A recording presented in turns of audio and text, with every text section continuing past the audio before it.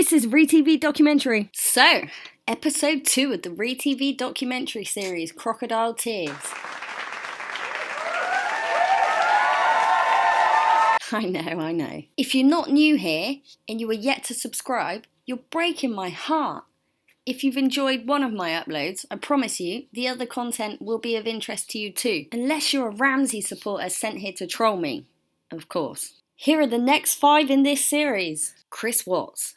In the early hours of the 13th of August 2018, Chris Watts allegedly strangled his pregnant wife Shan'ann to death and then smothered his 4- and 3-year-old daughters Bella and Celeste. He told reporters that he strangled his wife Shan'ann after a fight and that 4-year-old Bella witnessed him dragging her mother's body down the stairs. He said Bella asked, "What's wrong with mummy?" He then reportedly loaded Bella and her 3-year-old sister Celeste into the back seat of his truck with their mother's body nearby on the floor and then drove them about 45 minutes to the oil site where he worked. When they got to the oil field, he used a blanket to smother 3-year-old Cece and dropped her body in the oil tank before doing the same to 4-year-old Bella, according to Watts. He said that Bella asked, "Is the same thing going to happen to me as Cece?" If this is true, those are some of the most heartbreaking words that I can imagine coming out of a 4-year-old child's mouth.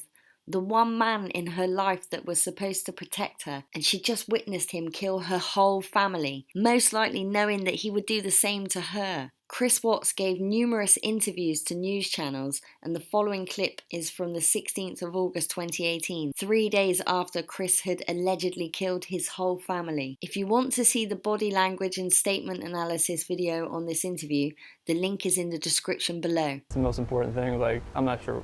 I'll just wait for you to ask a question, but like, I want them wherever they're at. Like, I have no inclination of where they're at right now. Like, I've exhausted like every friend that I know of, and every friend that I have has called friends that Shan'ann has that maybe I didn't know about, and it's just like it's vanished. Like, she's not, like, when I got home yesterday, it was like a ghost town. Like, she wasn't here.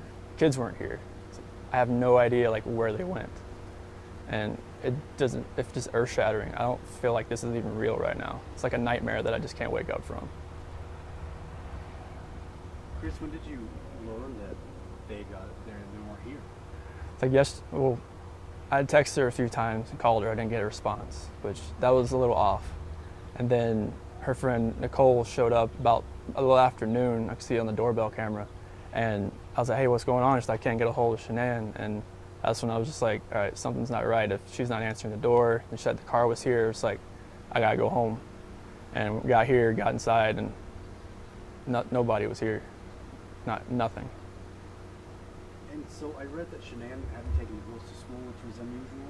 Yeah, because like Bella was gonna start kindergarten next Monday, and they were just getting ready to start back again.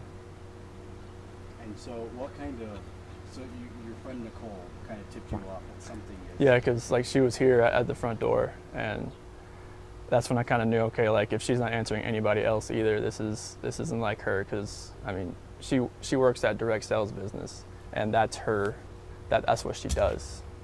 And for her not to respond to any of her people, if she doesn't respond to me, that's fine. I mean, like, she's busy, she's got stuff going on, but not to respond to her people, though, that was not like her. Chris, you've got a beautiful family, and it looks like you all love each other very much. What went through your mind the minute kind of you're like, something's wrong? It's like I was trying to get home as fast as I can. I was blowing through stoplights. I was blowing through everything, just trying to get home as fast as I can, because none of this made sense. Like, if she wasn't here, like, where did she go? Like, once I got here, it was like, all right, who can I call? Who do I know that she could be with right now? If she went to a friend's house, where could she be staying? And we went through everybody. I mean, just everything in my contact list and her friend's contact list, and nothing has come up. Everybody has said like they haven't heard from her either. I'm just hoping right now that she's somewhere safe, and maybe she's there. But right now it's just like, if she's vanished, like, I want her back so bad. I want those kids back so bad. I wanted to ask you a little bit about the hard part. Your first thought is, where are they? I want them back. Your second thought is, your friends were telling us, and we kind of heard also, your second thought is that you're afraid people think you may have done something. Yeah, I mean, nothing. Everybody's gonna have their own opinion on anything like this. I just want people to know that I want my family back. Like, I want them safe, and I want them here. Like, this house is not the same. I mean, last night was traumatic. Last night was, I can't really stay in this house again, like, with nobody here.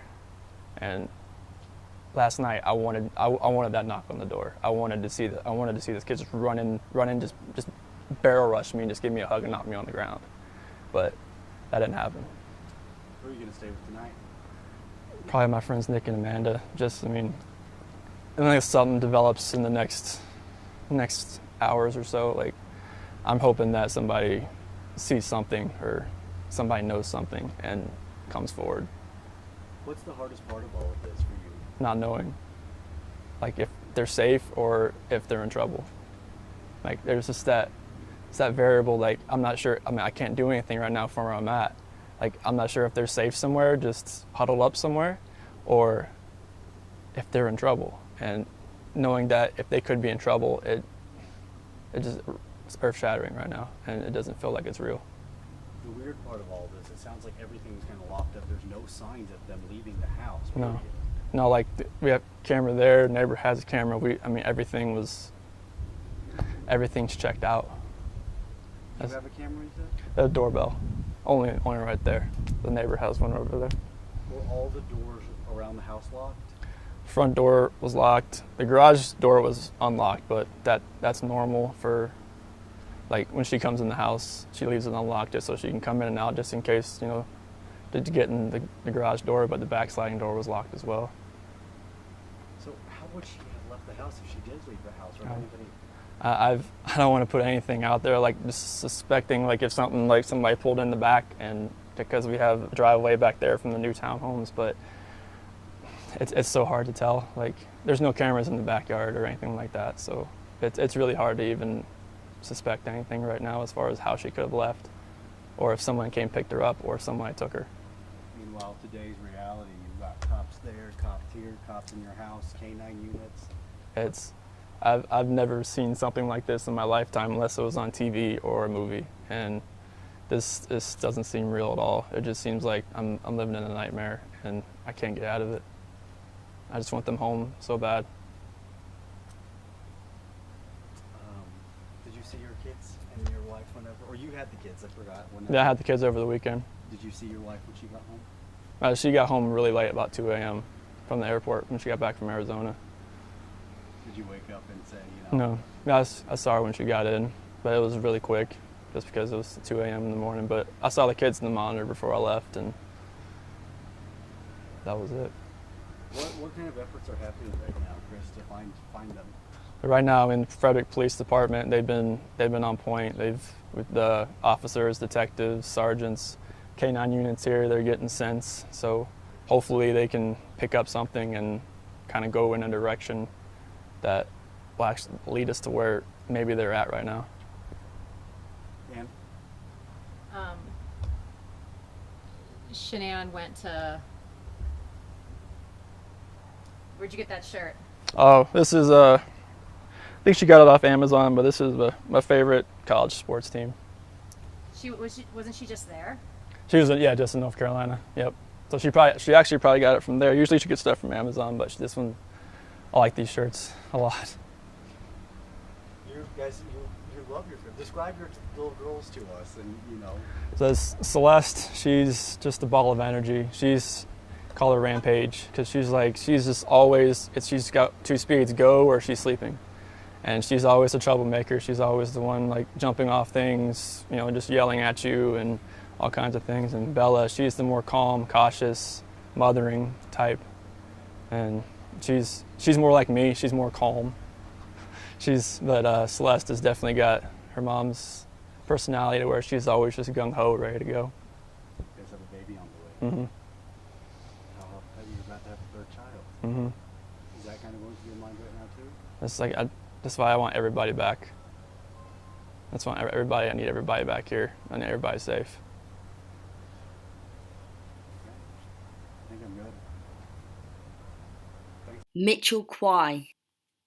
Mitchell Quay brutally murdered his wife Lindsay in 1998 before leading police on an 18-month search claiming she had disappeared. The jealous husband had in fact strangled the mother of two in her home while their children slept upstairs. He then reportedly cut up her body and with the help of his brother Elliot hid her remains around Southport. In 2001, he was sentenced to life in prison and has twice been denied parole and therefore remains behind bars in a Category A prison. Quay was so confident he could get away with the brutal execution of wife Lindsay, he allowed documentary makers to capture his life as he called for his missing bride to return. Quay could be released from prison if a parole board deems him fit to be let back into society or transferred to an open prison. However, up to now he has twice been denied parole. In a 2018 report detailing the parole board's decision, the risk factors associated with Quay included his vengeful thinking, controlling and manipulative behaviour, lack of victim awareness, and drug and alcohol use inside of the prison. And while the report states Quay has been undertaking significant therapeutic work, none of the professionals working with him supported his release or progression to open prison conditions. Lindsay's dad, Peter, has told reporters that he hopes his daughter's killer will never be released from prison, and her son, Robin, created a petition to keep him behind bars, which at the time of recording this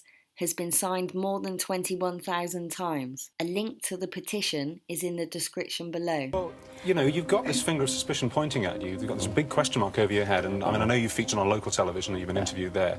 And obviously the question has to be put, and I know what your answer's going to be, but I mean, did you kill her? No.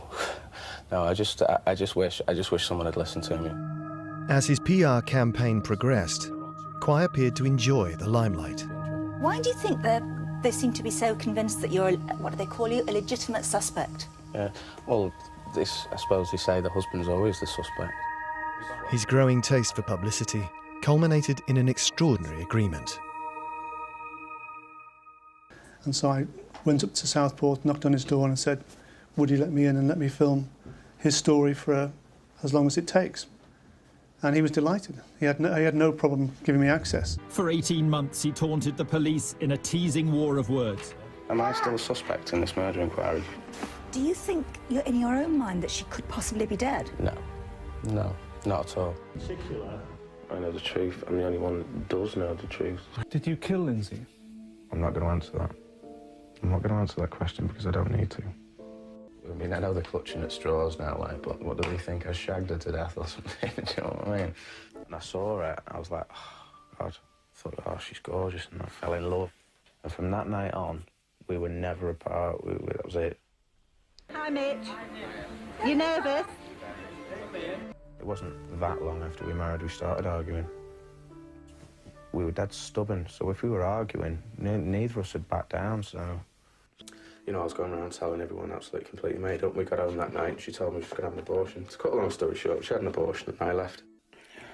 I don't know, I mean, I hated her for it. I mean, the way I saw it at the time, I suppose, is like, take on a child that isn't mine, and then you kill one of my kids.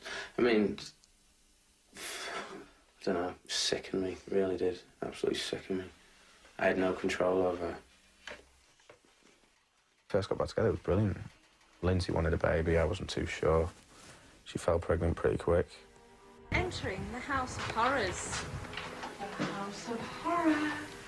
There was a big argument one night and he put the televisions and everything through the front windows, smashed the whole house to pieces. There was nothing left of it. And then went outside and destroyed the car. Oh no, destroyed house.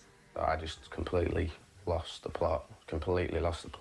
Went absolutely berserk. Jacqueline Hyde is.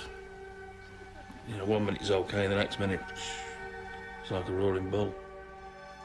And I would say he's capable of anything. On video in the House of Horrors, and there's the Addams family.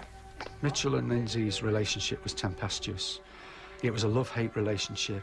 They thrived on the violent side of it. They lived on the edge. It was very electric. You know, I've destroyed the house, but I've never hit a woman in my life. I never would. I watched my mum go through it for years.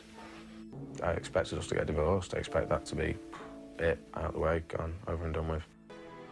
Mitch said he's going to kill me. Yes, we'll see about that, dickhead. To be completely honest with you, I didn't want anything out of the marriage. All I wanted to do was see my kids at the time. I hadn't seen them for that long. I was very surprised when she came in the morning. She was out of her face. She got ready, got up, got dressed, and then she went out. She just left us. We decided to separate before Christmas. I'm not a psychopath. Do I look like a psychopath? But what does a psychopath look like? I mean, that's the thing you've got to ask yourself. It was like here, there. So that's when she said to call me a fucking wanker. That's where she was stood by me. He also told us that he'd seen her as a passenger in a black Mercedes car at some time in Southport. As I come round here, Lindsay is the front seat passenger. He says, well, as you know, we've been looking for Lindsay for a few months now, and we've had no sign of her, so we're arresting you on suspicion of murder, incitement to cause grievous bodily harm, and fraud. He said, if it was an accident in an argument, it's manslaughter, but if it was premeditated, it's the rest of your fucking life, mate. But most of the charges were dropped for lack of evidence, and Mitchell strolled out of court in front of Lindsay's family. Me having to do this, leaving me with the kids. I would piss on her if she was on fire. I've been publicly branded. Might as well have murderer wrote across my forehead. Jeff Sloan, I want him to be sat in his office worrying. I hate the fella. I've never even met him. My tactic was that I was never ever going to meet Mitchell. I wasn't going to play his game, and I'd let it be known to him through a third party that the only time I would see Mitchell Quay is when he was arrested and he was going to be charged for murder. They say the husband's always the prime suspect, don't they? I mean, if Lindsay was dead, they would have found her by now, especially after all the searches and everything they've done. Husbands do kill the wives, but unfortunately for them, they're wrong. And I've told them, and I've told them. Made up with that, actually. It's even more distressing to think gets my message across. of goodwill to all. That's my mummy. Yeah, so Jeff Sloan's actually in this station today, then. Am I still under suspicion of murder? I mean, am I still a suspect in this murder inquiry? Yeah. Is there any other suspect? I mean, I'm not asking for names. Has there ever been another case like this when someone's under suspicion of murder, but there's like no evidence or no, do you know what I mean? No body or no. I've got to the point now where the more pressure they put on me, the stronger I'm getting, and the more determined I am to find Lindsay and sue the balls off the police. I've had enough of Jeff Sloan. Did you kill Lindsay? I'm not going to answer that. I'm not going to answer that question because I don't need to. One day everyone's going to find out, aren't they? I haven't done anything to Lindsay. I'm not capable of doing something like that. Like I say, I'm not going to sit here and start saying yes and no to stupid things, stupid questions I've already answered 1,000 times. And just say again, and it's not a stupid question, it's a very serious question. Did you kill Lindsay? Wait and find out. Just wait and find out. Mitchell, what's your full name and your date of birth? Mitchell Adam Quay. Mitchell Quay was confronted with a long series of meticulously planned interviews. These are the actual sound tapes. You were arrested on suspicion of the murder of your wife, Lindsay Quay, in 1998. Have you murdered your wife, Lindsay Quay? No comment. The marriage was not successful, was it, Mitchell? No comment. You ever violent to your wife, were you, Mitchell? No comment. You had called to 78 Shakespeare Street on the 17th of April, and during your visit became violent, and you smashed a picture into the face of your wife. You threatened to break in while she slept, and that you would stand over her, whatever that meant. It certainly sounds like a menacing threat. Is she making you leave? You're choosing to leave because you can't put up with it? No comment. Point being, it's always you that leaves, isn't it? No comment. Just remember that. It's always you, Mitchell, that leaves. Lindsay doesn't leave. Have you killed your wife? No comment. Lindsay would say that Mitchell had been hitting her and had even raped her. Did you used to do that? Did you force sex upon your wife? No comment. Are you a violent man? No comment. Are you having an element of control there over her finances? No comment. Why did you start going into the shop? No comment. Roughly 7 days before Christmas. No comment. I'll tell you why, because Lindsay's dead, isn't she? She's not able to go in because nobody's seen her. No comment.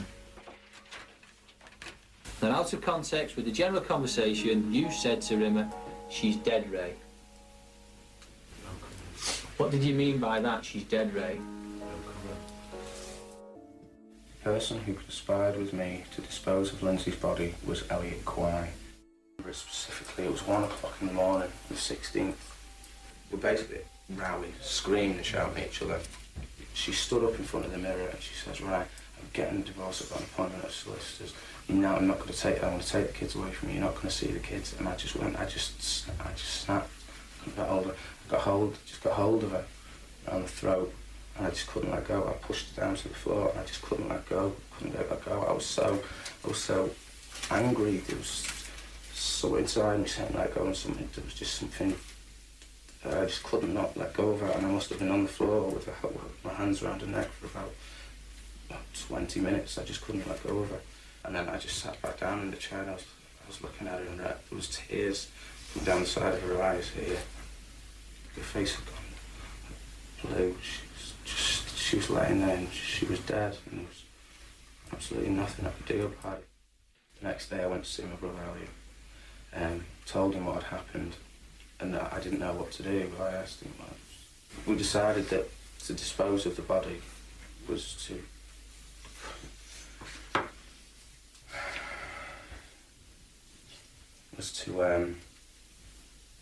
cut her into pieces and dispose of the body that way.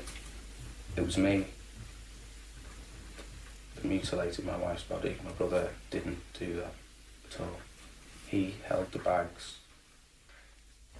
I got this rage. I can still remember my hands around my throat.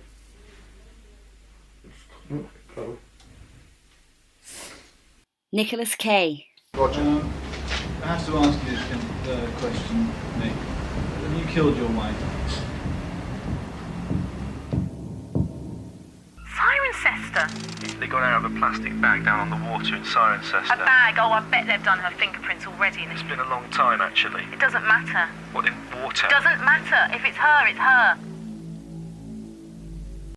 Nick Kay was charged with the murder of his wife Rhonda in 1992, 8 years after she disappeared. There is no proof that she is dead, no body has ever been found, there were no witnesses, there was no forensic evidence, but police thought Kay had done it. Kay was finally caught talking about the killing after police reviewed the case and used new powers authorising bugging. The Police Act 1997 enabled officers to install listening devices at his new home in Washwater near Newbury. The jury heard during the 13-day trial recordings in which Kay talked about how his wife's decomposing body had been dumped in plastic bags in a river. Rhonda Kay was never seen again after the 6th of November 1992 when she attacked Karen Scott, the Kay's lodger, his second affair of the marriage, after catching him in bed with her. Detectives believed that the fiery-tempered mother, who had stabbed a previous boyfriend, might have lashed out at her husband soon afterwards,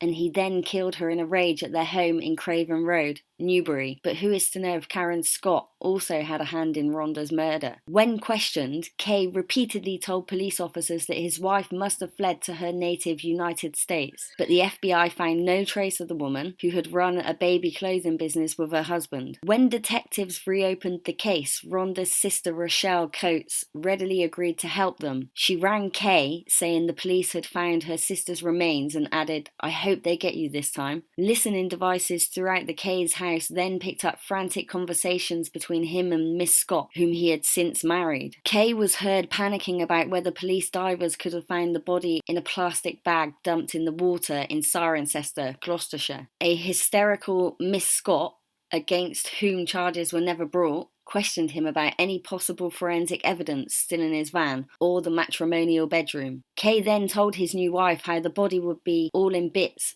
and how he had a hell of a job getting the carpet sorted. Police divers searched the Cotswold water park near Cirencester but found no trace of Rhonda Kay. Nick Kay received 6 years for manslaughter, even though he was charged with murder and manslaughter wasn't even on the charge sheet. Why, might you ask? Because his father, Peter Kay, was a GP and his mother, Susan Kay, was a magistrate. It's not particularly unusual in this day and age for people to go missing. It is unusual for a married woman with 2 young children to go missing. And every now and then the kids ask me where she is, and I just want to be able to tell the kids she's gone away and she's safe and know that it's the truth. Every night I can come up with another story. I mean, it's so difficult for me to be able to assess what's happened to her or what she's done. The separation, she knows the separation is definite, and I know the separation is definite, but I just, for the kids' sake, I just want her to let someone know that she is safe. Normally when you go to a news conference like that, you'll have a little briefing with the police beforehand and they'll tell you what the situation is. Sometimes they'll explain to you that the relatives are extremely upset and they'll want you to be quite gentle with them because they're just appealing for information. It was a bit different with this one because we had the informal briefing with the police beforehand. There was none of that. In fact, almost the opposite. I remember asking the officer, is it all right if I ask him if he killed her? And he said, you can ask him what you like. Ladies and gentlemen, 2 more questions and then it ends.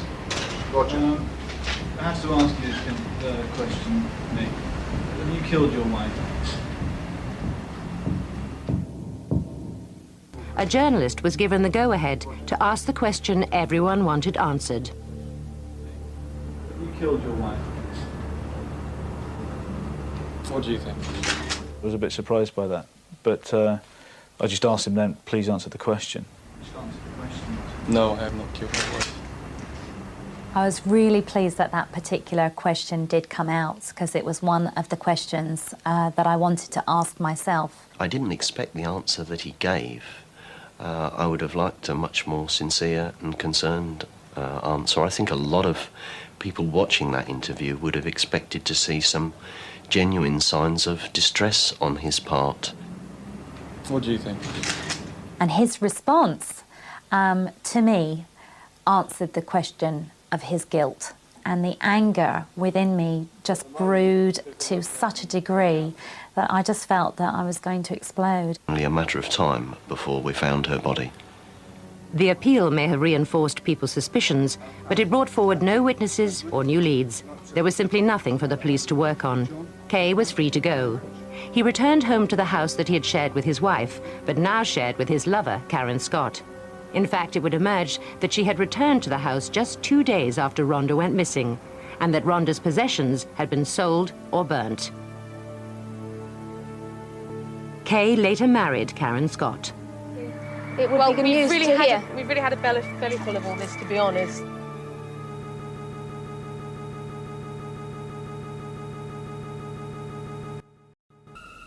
The police had recently been given new powers to bug private homes if there was no other way of obtaining evidence. He was given the official go-ahead to mount a covert surveillance operation on Kay's home. Bugs were planted in the kitchen, bedroom and bathroom. It was an extraordinary gamble. It may well have been within the family that they never ever spoke about it, so it needed a catalyst to bring that to the fore. That catalyst would be Rochelle. Davis scripted a phone call during which Rochelle would tell Kay that remains had been found. She would give the minimum amount of information in the hope that anything Kay said would incriminate him. I had to make him believe that it was me speaking normally and convince him that a body had been found. And the pressure of knowing that my words were so important was tremendous. It was a high-risk strategy. They had to get it right first time. There would be no second chances. Rochelle would make the call to Kay, but not engage in conversation. The police would then monitor the reaction between him and his wife, Karen.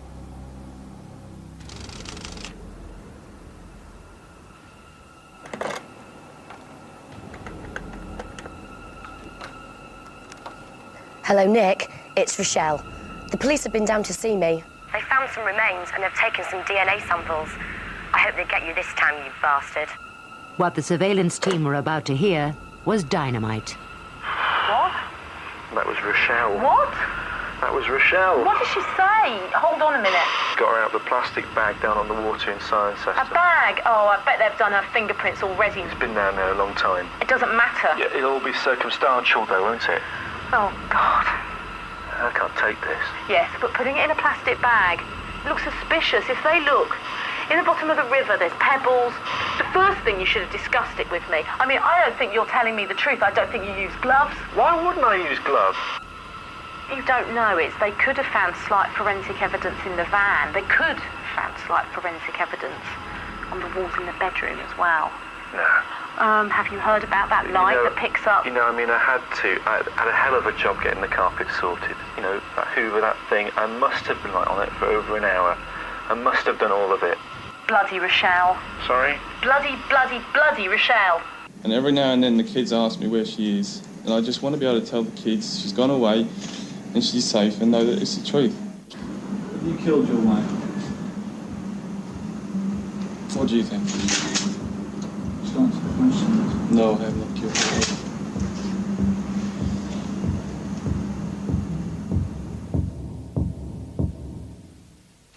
Vincent Shilton.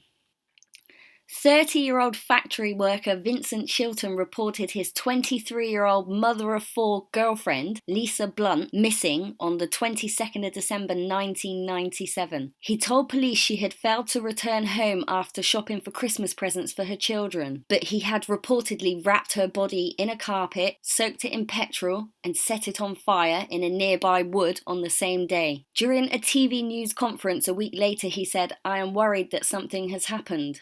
This is not like Lisa at all." Earlier that day, he had telephoned her relatives and friends in tears asking where she was. Shilton of Bestwood, Nottingham, pleaded guilty to manslaughter. His plea of not guilty to murder was accepted. The court was told it had not been possible to establish cause of death from the remains of the body. Prosecuting QC John Warren said Shilton now admitted hitting Lisa about 10 times during a row when they were both drunk. The row had started on the landing of their home. He grabbed her by the arm and throat and she fell down the stairs. He dragged her to the living room. When she got to her feet, he headbutted her to the floor. He left her there until the morning when he found her dead and disposed of the body at Blenheim Woods near Bolwell, Nottingham. The couple had been together for around 18 months and one of Ms. Blunt's 4 children was Vincent's. Before her death, she was seen with bruising to her face and neck. QC Peter Joyce, defending, said it was one of the couple's regular fights that went wrong and Shilton had panicked when he found Ms. Blunt lying dead. Mr. Justice Poole said the offence was gravely aggravated by the way Shilton had dealt with the body and sought to mislead the police.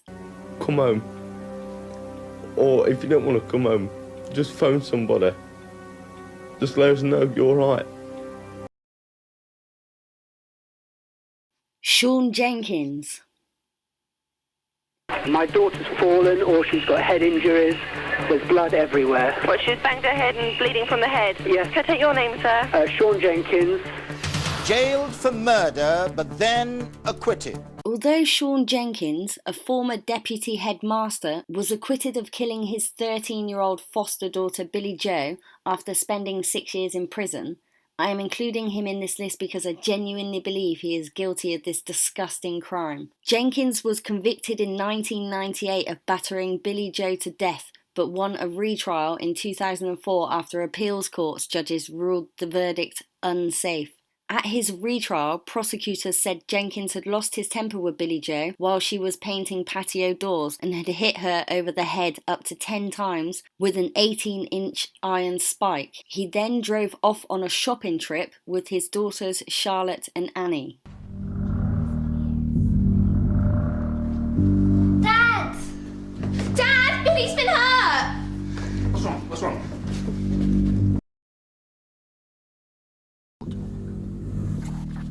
Thank you. Go ahead, caller. Where do you need the ambulance? 48 Lower Park Road. Lower Park Road. Lower Park Road, Hastings, and it is an emergency. And what's happened there? I don't know. My daughter's fallen or she's got head injuries. There's blood everywhere. What, she's banged her head and bleeding from the head? Yes, well, I don't know. There's blood everywhere on her head. She's lying on the floor. And can I take your name, sir? Shawn Jenkins. He had always denied her murder, and his defence team had suggested that the killer was a mentally ill man seen in the area at the time of the killing. After days of deliberation, the jury at London's Old Bailey Court were discharged after telling the judge there was no real prospect they would reach a verdict. Prosecutors said he would be retried for a third time, which ended on the 9th of February 2006 with his acquittal. Much of the case centred around tiny blood spots and flecks of flesh found on his clothes. Scientific experts giving evidence for the prosecution said these were consistent with marks that would be expected to be found on the girl's murderer. Jenkins, however, claimed the blood could have been expelled from Billie-Jo's nose as he bent over her body in her dying moments. The court was also told Jenkins had a history of violence and had been seen by a family friend lashing out at his foster daughter 6 months before the murder. The court also heard that Jenkins was under considerable pressure at the time of the murder. He had been given the job of a headmaster at a school in Hastings, subject to references, but had lied about his qualifications. Jenkins' wife left him after becoming convinced he was the killer and gave evidence against him at the second trial. He has since remarried an art dealer who attended every day of the trial at the Old Bailey. As a family, we are totally devastated. We do not understand why our daughter has been murdered or what the motive could possibly be. We appeal to anyone who thinks they have any information about this crime to contact the police urgently. Now that we have attended this press conference today, I would ask the media to respect my family's.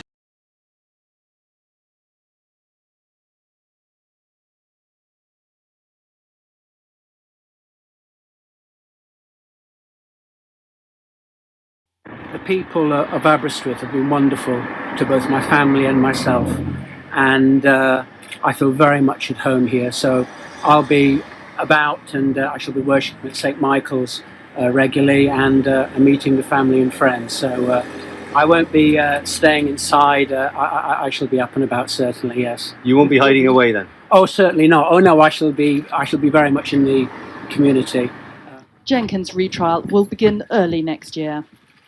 So once again, thanks for watching. If this isn't the first video of mine that you have watched and you are yet to subscribe, what are you waiting for? Smash that subscribe button now. Peace!